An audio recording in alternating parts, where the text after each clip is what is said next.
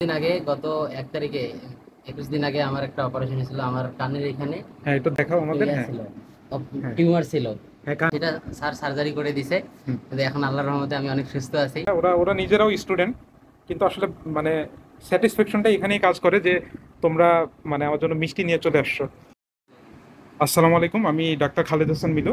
আমার সামনে এই যে এক সম্মানিত আমার পেশেন্ট ভাই হচ্ছে, ছোট ভাই হচ্ছে নার্সিং থার্ড ইয়ারের স্টুডেন্ট, আর তুমি নার্সিং সেকেন্ড ইয়ারের স্টুডেন্ট। আমি একটু ছোট ভাইয়ের মুখ থেকে শুনি যে তার আমরা কি অপারেশন করছিলাম গতদিন আগে।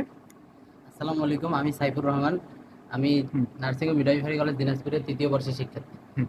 কিছুদিন আগে গত ১ তারিখে ২১ দিন আগে আমার একটা অপারেশন হয়েছিল আমার কানের এখানে। হ্যাঁ, এটা দেখাও আমাদের। হ্যাঁ, ছিল, হ্যাঁ, টিউমার ছিল।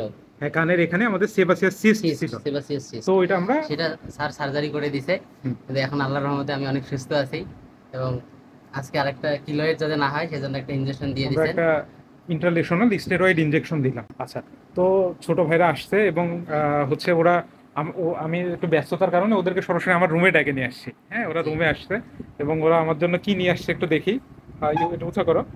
হ্যাঁ, এই যে ছোট ভাইরা, ওরা ওরা নিজেরাও স্টুডেন্ট, কিন্তু আসলে মানে স্যাটিসফ্যাকশনটা এখানেই কাজ করে যে তোমরা মানে আমার জন্য মিষ্টি নিয়ে চলে আসছো। মিষ্টিটা বড় বিষয় না, কারণ সবকিছু তো কত কিছু খাওয়াই হয়। হ্যাঁ, কিন্তু আসলে এই যে ভালোবাসাটা, এটা আমার জন্য অনেক বড় প্রাপ্তি। হ্যাঁ, তো এটা মনে করো অনেক বড় প্রাপ্তি, ওদেরকেও আমি মিষ্টি খাওয়ালাম আর কি। তো তোমাদের মানে বলো যে অপারেশন পরবর্তী তোমার একটু অভিজ্ঞতা নিয়ে বলো। অপারেশনটা খুব সময় লাগেনি, ২ মিনিটের মধ্যে হয়ে গেছে এবং কোনো ব্যথা পাইনি। খুব খুব তাড়াতাড়ি আমি সুস্থ হয়ে গেছি। আচ্ছা, এখন কোনো প্রবলেম হয়েছিল না, না কোনো তো? প্রবলেম হয়নি।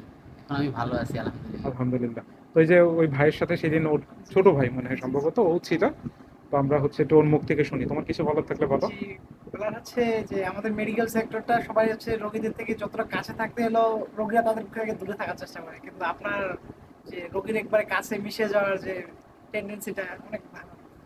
দোয়া করবো আমার জন্য।